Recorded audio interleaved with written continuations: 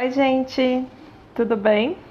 Então, a gente está aqui de volta, vamos falar sobre tabela periódica e eu sou Suzana Freitas, essa é uma aula de Química para o primeiro ano e a gente vai falar das propriedades periódicas e aperiódicas que a gente pode encontrar na tabela aí e identificar os elementos químicos. Para a gente começar a entender, vamos pensar aí, o que é propriedades periódicas? Então, as propriedades periódicas são características que elas variam aumentando ou diminuindo de forma regular dentro da tabela.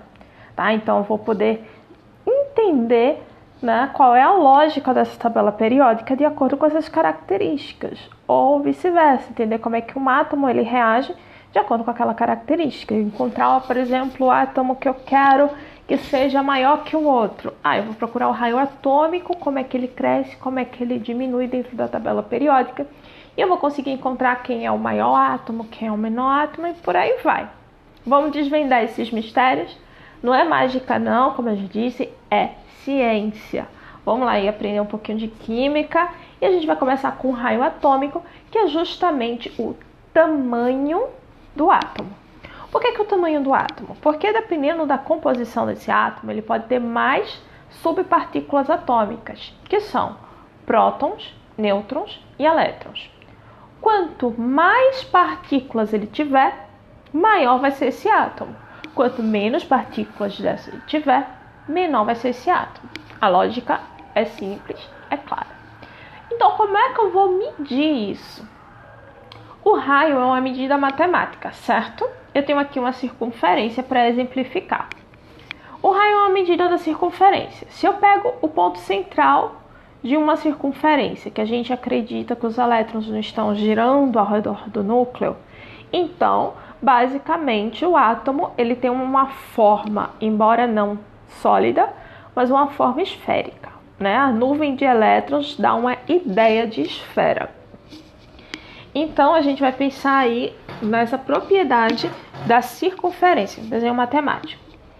A gente tem que o raio é metade do diâmetro. Então, é a medida do ponto central até o elétron mais externo, certo? Então, isso é a característica do raio. É a distância entre o núcleo e o último átomo da eletrosfera. Esse raio atômico ele determina muitas características, certo?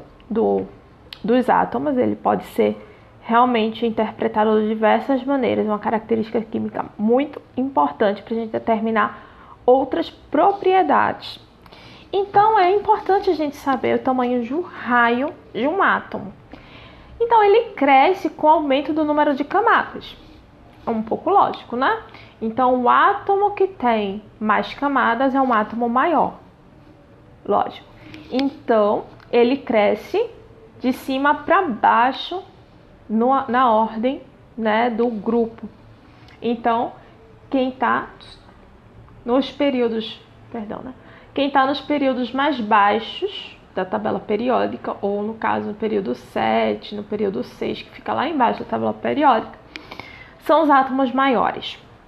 E ele também cresce da esquerda para a direita, porque a influência do núcleo em direção ao último elétron vai ser maior com a diminuição do número atômico. Então, em um período, ele cresce à medida que diminui o número atômico. Então, aqui a gente tem um panorama, né, uma tabela periódica com o tamanho dos raios. E vocês podem ver quem são os átomos mais pequenos. Vejam como o hidrogênio é pequenininho aqui, né? E veja que esse é o átomo de maior tamanho, né? O átomo de raio maior. Então, essa é a variação, certo, do raio. De cima para baixo, da direita para a esquerda, tá? Só que daí acontece que um átomo, ele pode se tornar um íon. Vocês lembram, né? Ganhar ou perder elétrons. E daí, se esse átomo se torna um íon, o raio dele vai variar de forma diferente. Vamos pensar na forma de um cátion. Então, o cátion é aquele que perdeu elétrons. Se um átomo perdeu elétrons, ele normalmente reduz uma camada da sua eletrosfera, certo? A perda de elétrons normalmente perde alguns poucos átomos que estavam sobrando na última camada. E daí o que ele faz? Ele tem uma contração. O átomo fica ainda menor, certo? Então, quando um átomo perde elétrons, ele tem uma redução da sua eletrosfera. E daí átomos carregados positivamente, que são os cátions, ele tem raio menor. E o inverso também é verdadeiro, né? O raio de um ânion, que é um átomo que ganhou elétrons, é um átomo carregado negativamente, já que elétrons têm carga negativa, ele tem uma ampliação do seu tamanho. Então, eles terminam sendo maiores. Eles ganharam elétrons, então eles se expandem, eles ganham em tamanho. Veja uma comparação aí do flúor de um átomo neutro e o flúor na forma de ânion. A mesma coisa o cloro, átomo neutro, e o clório, um ânion. Então, vejam que eles aumentaram o seu tamanho.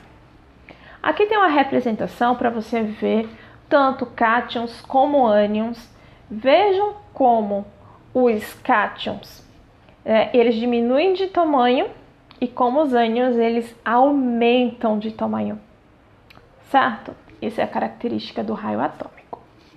Outra característica é a energia de ionização. A energia de ionização é a energia mínima necessária para que um átomo isolado, ele, em estado gasoso, perca elétrons e se transforme em um ânion. Ou seja, é a capacidade que um átomo tem, certo, de se ionizar. É a quantidade de energia que ele precisa desprender para se ionizar. E ela cresce com a diminuição do número de camadas e com o aumento do número atômico. Então, vejam que já é inverso ao raio. Então, ele cresce para cima e para a direita. Lembre, é inverso ao raio. Cresce para cima e para a direita. Já a eletronegatividade. A eletronegatividade ela é a energia necessária para que o elétron seja atraído, né, pelo átomo. Ou seja, que o átomo ele tem a capacidade de agregar elétrons para si, de pegar o elétron de outro para si. A eletronegatividade é essa força aí que ele tem de atrair para si o elétron de outro. E daí ela também é inverso ao raio. Vejam aí que ela cresce de baixo para cima, da esquerda para a direita, tá?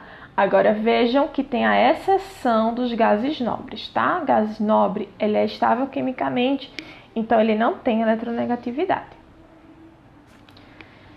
A afinidade eletrônica é a quantidade de energia liberada quando um átomo isolado, no seu estado gasoso, ganha elétrons se transformando em ânion. Olha aí, então é a quantidade de energia. Quanto mais energia ele precisa desprender para se tornar um ânion. Então veja que a afinidade eletrônica ela também cresce de baixo para cima, da esquerda para a direita. Também é inverso ao raio. E o contrário da eletronegatividade é a eletropositividade.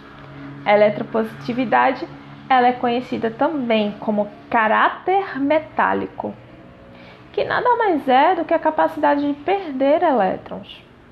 Como a eletronegatividade é de ganhar elétrons, a eletropositividade é de perder elétrons. Por isso, caráter metálico, porque só os metais têm essa característica, tá?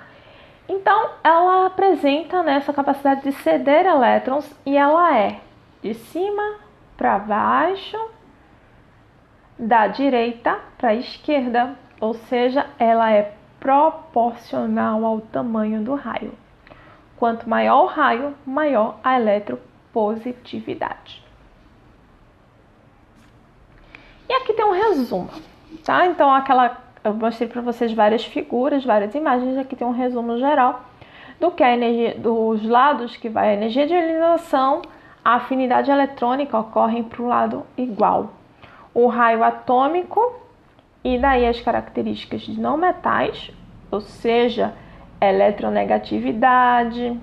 Já as características metálicas, como o caráter metálico que a gente falou, certo? Dá uma vistazinha nesse vídeo com calma, pega essas imagens para elas, pega o PDF, dá uma olhada para poder entender com calma, tá certo? Não é de uma hora para outra que a gente entende, não. Mas é preciso ter um pouquinho de calma, vocês lendo vai entender. Todas as informações estão aqui, certo? Pega o PDF, vai com calma, você vai entender tudinho que eu tô falando. E quando a gente fala de propriedades aperiódicas, são aquelas que não têm a ver com a localização do átomo na tabela periódica. Ou seja, não existe uma regularidade na variação dessas propriedades, certo? Elas aumentam de formas aleatórias. Então, elas são o quê? Massa atômica, porque um átomo ele pode ter uma quantidade de nêutrons um pouco variável, são características mais comuns, assim. Então, a massa ela pode ser uma característica variável, o calor específico, que é quanto de energia ele precisa ganhar para aumentar a sua temperatura, a dureza e o índice de refração, como é que ele reflete a luz, né? Então, essas características elas são consideradas aperiódicas, ou seja, você não vai encontrar eles na tabela periódica. Não vai encontrar eles na tabela periódica, não, perdão. Né? Não vai ver a regularidade com que elas variam na tabela periódica. Então, vamos lá. Agora é a tua vez. Vai lá no Classroom e acessa a T2, tabela periódica, e termina aí essa parte da nossa trilha sobre tabela, certo? E daí você está prontíssimo para encarar o desafio. Vamos lá?